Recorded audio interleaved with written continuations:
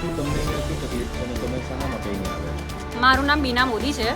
હું કોંગ્રેસ પૂર્વ ઉમેદવાર છું. છેલ્લા 1.5 મહિનાથી Vinayak park RTO road Vastral Ramol Hathijan વોર્ડમાં પાણી બિલકુલ આવતું નથી.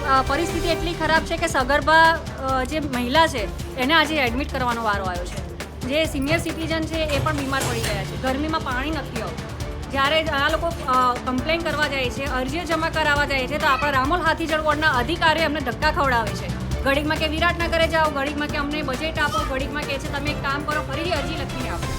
તો આ કેટલું યોગ્ય છે આપણા જે આ અત્યારે લોકશાહીનું, કે જ્યારે ઇલેક્શન વખતે વોટ માટે તમે પાણી આપો, જેવું ઇલેક્શન પતે છે પાણી બંધ કરી દો છો. તો મારી તો એક જ અત્યારે રિક્વેસ્ટ છે કે બને એટલું જલ્દી આ લોકોની સમસ્યાનું સમાધાન આવે, જેથી પાણી એ લોકોને પૂરું પડે. અત્યારે આવી ગરમીમાં વગર પાણી કેવા વલખા મારવા પડે છે, એ તો એ લોકો એમને આપ પીધી છે એ પોતે પણ કહેશે.